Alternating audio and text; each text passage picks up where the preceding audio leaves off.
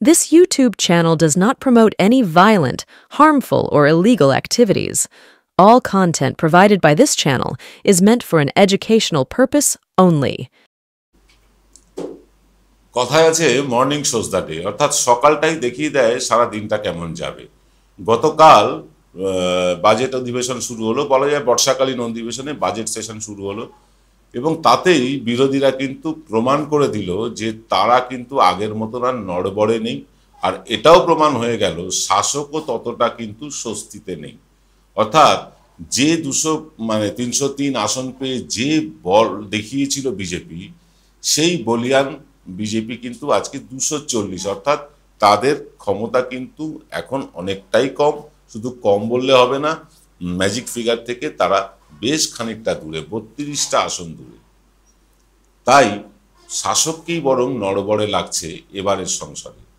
গতকাল যখন সংসদ শুরু হয় তখন থেকেই বিরোধীরা নিট নিয়ে চেঁচামেচি শুরু করেন এবং আমাদের শিক্ষামন্ত্রী ধর্মেন্দ্র প্রধানকে কিন্তু রীতিমতো চাছা ছোলা ভাষায় আক্রমণ শুরু করেন বিরোধী নেতা প্রত্যেকে। এর আভাসটা পাওয়া গিয়েছিল আগেই। রাহুল গান্ধীর থেকে শুরু করে অভিষেক বন্দ্যোপাধ্যায় তো 21শে জুলাইয়ের মঞ্চে পর্যন্ত বলেছেন। রাহুল গান্ধী থেকে অভিষেক বন্দ্যোপাধ্যায় এরা প্রত্যেকেই কিন্তু এই নিট নিয়ে সরকারকে যে চেপে ধরবে এটা আমাদের জানাই ছিল। তাই গতকাল যে অধিবেশন শুরু হলো তাতে প্রথম থেকেই প্রবল চাপের মুখে শাসক, যদিও স্পিকাররা কিন্তু অনেকভাবে সেফগার্ড দেওয়ার চেষ্টা করেছেন, কিন্তু বিরোধী সেটা মানেনি। বাজেট অধিবেশন আজকের বাজেট অধিবেশন নিয়ে পুঙ্খানুপুঙ্খ আলোচনা করতে হলে আমাদেরকে আরেকটু সময় দিতে হবে। আগামীকাল রাতে হয়তো আমরা বাজেট অধিবেশন নিয়ে আলোচনা করলেও করতে পারি, কারণ বাজেট বিষয়টা এত বড় যে 2-1 ঘন্টার মধ্যে সেই বাজেটকে অ্যানালিসিস করে আপনাদের সামনে সঠিকভাবে তুলে আনা একটু কষ্টকরই। তাই আমাদেরকে একটু সময় দিন, আগামীকাল রাত্রে হয়তো আমরা এই অনুষ্ঠানটা করতে পারবো। যাকে এই যে বিরোধীদের এক কাট্টা হয়ে একজোট হয়ে নামা, এটা কি ইঙ্গিত বহন করছে? তাহলে কি এই সরকার এই যারা ক্রাচ নিয়ে চলছে, নীতিশ কুমার এবং নাইডুর ক্রাচ নিয়ে চলছে, সেই ক্রাচে ভর করে কত দূর এগোতে পারে? আজকের এক্স ফ্যাক্টরে আলোচনা করব আমরা তাই নিয়ে।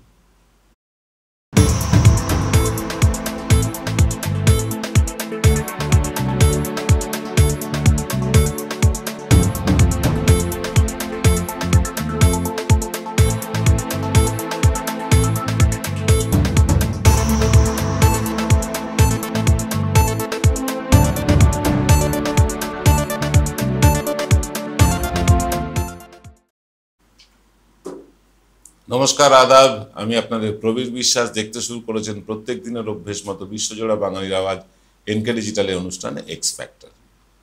আমরা শাসকের যে যাত্রাপথ এবার কতটা মসৃণ সেটা কিন্তু গতকাল থেকেই বুঝতে শুরু করেছি। এই বন্ধুর পথে ক্রাচ নিয়ে কতদূর এগোতে পারবে শাসক, সেটা নিয়ে প্রশ্নচিহ্ন উঠছে দেশের বিভিন্ন মহলে। আমরাই বা পিছিয়ে থাকি কেন?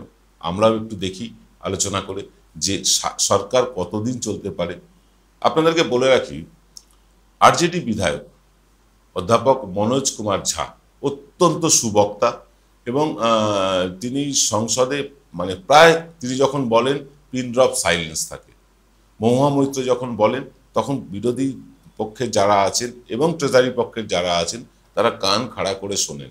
এইরকম বেশ কিছু বক্তা আছেন যাদের বক্তব্য শোনার জন্য আমরাও মুখিয়ে থাকি। আমি দেখছিলাম মনোজ কুমার ঝায়ের বক্তব্য। তিনি বলছেন বিহারকে শুধু স্পেশাল ইকোনমিক জোন করলে হবে না, স্পেশাল প্যাকেজ দিলে হবে না। তিনি বিহারের জন্য সার্বিক উন্নয়ন চাইছেন। নীতিশ কুমার তিনি কিন্তু বিহারের জন্য একটা বড় প্যাকেজ চেয়েছিলেন। কেন্দ্রীয় সরকার সেটা দিতে পারছেন না, সম্ভব না। তাই নীতিশ কুমারের যে রাগ বা নীতিশ কুমারের যে ক্ষোভ, সেই ক্ষোভকে আরো কয়েক গুণ বাড়িয়ে দিলেন এই মনোজ কুমার ঝা। তিনি সংসদে দাঁড়িয়ে বিহারের হয়ে সওয়াল করলেন। যিনি যে রাজ্যের সাংসদ তিনি সেই রাজ্যের হয়ে সওয়াল করবেন, এতে তো কোনো ভুল নেই। মনোজ কুমার ঝাও করলেন এবং মনোজ কুমার ঝা যত এই ধরনের সওয়াল করছেন তত চাপে পড়ছেন নীতিশ কুমার। কারণ নীতিশ কুমার এমন একটা দলকে সাপোর্ট দিচ্ছেন যারা বিহারকে বঞ্চিত করছে বলে প্রমাণ করে দিচ্ছেন এই মনোজ কুমার ঝায়ের মতন মানুষেরা। ফলে নীতিশ কুমার কিন্তু এখন সাঁড়াশি চাপে। সামনে বিহার বিধানসভা নির্বাচন, তারপরে তাকে যদি মুখ্যমন্ত্রিত্ব বজায় রাখতে হয় বিজেপির সাথে সুসম্পর্ক রাখতে হবে, অথবা আরজেডি কংগ্রেসের সাথে তাকে সুসম্পর্ক রাখতে হবে। তিনি সম্প্রতি এনডিএ সরকারে জয়েন করেছেন, তার আগে তিনি আরজেডির সাথে মুখ্যমন্ত্রিত্ব চালিয়েছেন, এখন বিজেপির সাথে মুখ্যমন্ত্রিত্ব চালাচ্ছেন, তার আগেও তিনি বিজেপির সাথে মুখ্যমন্ত্রিত্ব চালিয়েছেন। এই বারবার দল বদল করা নীতিশ কুমারের প্রতি বিহারের মানুষের আস্থা চলে গিয়েছে। এই আস্থা আরো শূন্য হয়ে যাচ্ছে যখন মনোজ কুমার ঝায়ের মতন মানুষেরা বিহারের হয়ে সওয়াল করেন আর নীতিশ কুমারের দল মানে এনডিএর সমর্থক হয়ে চুপ করে বসে থাকে। তারা মনোজ কুমার ঝায়ের গলার সাথে গলা মেলায় না, ফলে আরো চাপে পড়ছে এই নীতিশ কুমারের দল। এবার ঘটনা হচ্ছে যে গতকাল শুধু এই ঘটনা ঘটেনি, বিভিন্ন রাজনৈতিক দলের বক্তারা নিট নিয়ে আক্রমণ করেছে কিন্তু কেন্দ্রীয় সরকারকে, বিশেষ করে বলা যায় ধর্মেন্দ্র প্রধানকে। ধর্মেন্দ্র প্রধান তিনি তার আক্রমণের জবাবও দেওয়ার চেষ্টা করেছেন, কিন্তু সেটা খুব একটা ধোপে টেকেনি। পশ্চিমবাংলায় 21শে জুলাইয়ের মঞ্চে অভিষেক বন্দ্যোপাধ্যায় বলেছিলেন যে যদি শিক্ষা দপ্তরে দুর্নীতির জন্য পার্থ চট্টোপাধ্যায়কে জেলে রাখা হয় তাহলে ধর্মেন্দ্র প্রধানকে জেলের বাইরে রাখা হয়েছে কেন? গুরুত্বপূর্ণ প্রশ্ন এবং সংযত প্রশ্ন। এই প্রশ্নের উত্তর কেন্দ্রীয় সরকারের কাছে নেই, কারণ বিজেপি করলে ওয়াশিং মেশিনে ধোয়া সব একদম পরিষ্কার ঝকঝকে নেতা হয়ে যায়।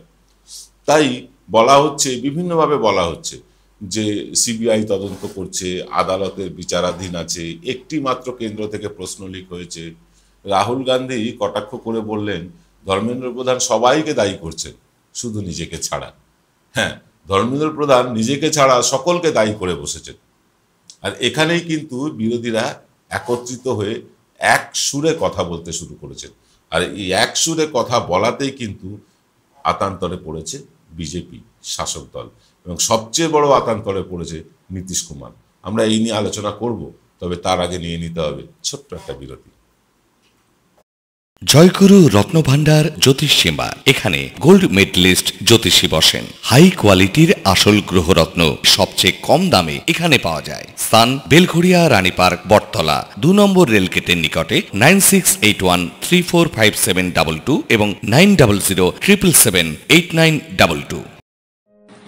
আকাশগঙ্গা ক্যাটারার আপনার বাড়ি যে কোনো অনুষ্ঠান, বিবাহ, অন্নপ্রাশন, অফিস পার্টি, বিবাহ বার্ষিকীর অতিথি আপ্যায়নের বিশ্বস্ত প্রতিষ্ঠান আকাশগঙ্গা ক্যাটারার। আমাদের ফোন নাম্বার হলো 8240033987। ফিল্ম বিরতির পর আপনারা দেখছেন এমকে ডিজিটালের অনুষ্ঠান এক্স ফ্যাক্টর। কেন্দ্রীয় সরকারটা যে নড়বড়ে সেটা আপনারাও জানেন, আমরাও জানি। 272 সংখ্যা পেলে বিজেপি একক সংখ্যাগরিষ্ঠতায় আসত। তারা 400 পাবেন আশা করেছিলেন, পেয়েছেন 240, অর্থাৎ সংখ্যাগরিষ্ঠতা থেকে 32টা আসন দূরে। আর এই 32টা আসনের মানে যে গ্যাপ, সেই গ্যাপটা পূরণ করেছেন নীতিশ কুমার, চন্দ্রবাবু নাইডুরা। এবং গ্যাপ শুধু তারা এমনি পূরণ করেননি, তারা বিভিন্ন দফতর চেয়ে বসেছে, বিভিন্ন মন্ত্রিত্বের দফতর চেয়ে বসেছে। 21শে জুলাই পশ্চিমবাংলার মুখ্যমন্ত্রী মমতা বন্দ্যোপাধ্যায় একটা বিস্ফোরক অভিযোগ করলেন যে তাদেরকে মন্ত্রিত্ব দেওয়া হয়নি, মানে পছন্দ মতন মন্ত্রিত্ব দেওয়া হয়নি, তার বদলে নাকি টাকা দেওয়া হয়েছে। অর্থাৎ টাকা নিয়ে তারা মন্ত্রিত্বের শোক ভুলেছেন, এমনটাই ইঙ্গিত করলেন। এই ইঙ্গিত থেকে একটা জিনিস বোঝা যায় যে মানে এই যে দলগুলো যারা বিজেপিকে সাপোর্ট করতে নেমেছে, তাদের নেতারা রীতিমতো টাকার পয়সার লোভে তারা বিজেপিকে সাপোর্ট করছেন, কোনো আইডিওলজির লোভে নয়, এটা পরিষ্কার হয়ে গিয়েছে। এরপরে নীতিশ কুমাররা নির্লজ্জভাবে যদি এই সরকারে থেকে যায় তাহলে কিসের বিনিময়ে থাকছেন আপনারা বুঝতে পারছেন। কিন্তু এই সরকারে থাকা নিয়েও কিন্তু চাপে পড়েছে নীতিশ কুমারের দল, কারণ মনোজ ঝায়ের মতন বিভিন্ন সুবক্তারা তারা বিহারের হয়ে সওয়াল করছেন, বলছেন বিহারকে প্যাকেজ দাও, বিহার অনুন্নত রাজ্য, বিহারে একটাও এসইজেড নেই, বিহারের জন্য কিছু করো। সত্যি বিহার বঞ্চিত রাজ্য। বিহার বঞ্চিত এই কারণে, কারণ যখন ইংরেজরা এখানে এসেছিল তখন ভারতীয় ব্যবসায়ীরা ভারতের পশ্চিম পাড়ে যেমন ব্যবসা করছিল, ইংরেজ ব্যবসায়ীরা কিন্তু ব্যবসা করছিল পশ্চিমবাংলায়। বিহার কিন্তু বঞ্চিতই রয়ে গিয়েছে। মূলত মালভূমি এলাকা ছিল ঝাড়খণ্ডের এলাকাটা, সেই এলাকাটা বাদ হয়ে যাওয়াতে, যেখানে খনি এলাকাটা বাদ হয়ে যাওয়াতে বিহারের অর্থনীতি আরও দুর্বল হয়েছে। বিহার যত শক্তিশালী হবে বাংলার ওপর চাপ তত কমবে, ঝাড়খণ্ড যত শক্তিশালী হবে তত কিন্তু বাংলার ওপর চাপ কমবে। তাই আমরাও চাই যে বিহার ডেভেলপ করুক, বিহারের লোক বিহারেই কাজ পাক, যাতে তারা বাংলায় এসে ভিড় না করে, এটা আমরাও চাই। কিন্তু দুর্ভাগ্য বিহারীদের, তাদেরকে সারা দেশে শ্রমিক হিসেবে খাটানো হয়। কেন্দ্রীয় সরকার যারাই এসে থাকুন না কেন তারা বিহারের দিকে মুখ ফেরাননি। আর বিহারও এই বিভিন্ন জাতপাতের রাজনীতি নিয়ে এত ব্যস্ত হয়ে গিয়েছিল যে তাদের একটা বড় অংশ ওই জাতপাত নিয়ে ব্যস্ত থাকার ফলে তাদের কিন্তু লেবার হয়ে থাকতে হয়েছে। আর যারা শিক্ষিত সম্প্রদায় তারা সবাই আইএএস আইপিএস হয়ে গিয়েছে। তাই বৈষম্যটা কিন্তু অনেক বিহারে। একদল লোকের হাতে প্রচুর অর্থ, আর একদল লোকের পেটে খাবার পর্যন্ত নেই। এইখান থেকে বিহারের একটা উত্তরণ চাইছেন মনোজ কুমার ঝায়েরা, হ্যাঁ চাইছেন নীতিশ কুমারও। কিন্তু নীতিশ কুমার চাইবার আগে যদি মনোজ কুমার ঝা মানে আরজেডি সাংসদ তারা যদি দাবিটা করে বসেন, নীতিশ কুমার কি চাইবেন, এবং তাদের সেই দাবি, মনোজ কুমার ঝায়েদের যে দাবি, সেই দাবি যদি কেন্দ্রীয় সরকার না মানে, পক্ষান্তরে নীতিশ কুমার সেই কেন্দ্রীয় সরকারকে সমর্থন করলে তাই দায়ভার তাকেও নিতে হয়। তাই আতান্তরে পড়েছেন নীতিশ কুমারের দল। নীতিশ কুমারের দল তারা কিন্তু জনতা দল ইউনাইটেড, তারা এখন শাঁখের করাতের মতন অবস্থা। তারা বিহারের হয়ে দাবিও করতে পারছেন না, আবার বিহারের হয়ে কেউ দাবি করলে তাকে সমর্থনও করতে পারছেন না। এই অবস্থায় নীতিশ কুমারকে কিন্তু হয় বিজেপির সঙ্গে থেকে একদম চাটুকার হয়ে থাকতে হবে, আর না হয় নীতিশ কুমারকে বেরিয়ে যেতে হবে। নীতিশ কুমার বেরোলেও যে বিজেপি সরকার পড়ে যাবে এমনটা নয়, কিন্তু নীতিশ কুমার একটা এক্সাম্পল দিতে পারবেন বিহারের মানুষের কাছে, দেখো আমাদের দাবি মানা হয়নি তাই আমরা বেরিয়ে এলাম। সঙ্গে সঙ্গে চাপ দেওয়া শুরু করবেন কিন্তু চন্দ্রবাবু নাইডু, এবং চন্দ্রবাবু নাইডু যখনই চাপ দেওয়া শুরু করবেন তখনই কিন্তু বিপাকে পড়বে এই বিজেপি। তাই মমতা বন্দ্যোপাধ্যায় এবং অখিলেশ যাদব 21শে জুলাইয়ের মঞ্চ থেকে যেটা বলেছেন সেটা একেবারে হাওয়ায় উড়িয়ে দেওয়ার মতন কথা নয়। এই সরকারের স্থায়িত্ব আর কতদিন? এই বর্ষাকালীন অধিবেশনে বা মনসুন সেশনে হয়তো সরকার পড়বে না, কিন্তু শীতকালীন অধিবেশনে কি হবে কেউ বলতে পারছে না। শীতকালীন অধিবেশনটা বিজেপির কাছে সবচেয়ে ক্রুশিয়াল হয়ে দেখা দিয়েছে। আমি খুব অল্প দিনের মধ্যেই দিল্লি যাচ্ছি। দিল্লিতে গিয়ে দিল্লির উত্তাপ নেওয়ার চেষ্টা করব, দিল্লির রাজনীতিতে কি ধরনের আলোচনা হচ্ছে সেটা নিজে পর্যবেক্ষণ করব, করে এসে আপনাদেরকে সঠিক তথ্যটা তুলে ধরবো। প্রয়োজন হলে দিল্লি থেকে লাইভ করে জানাবো আপনাদের।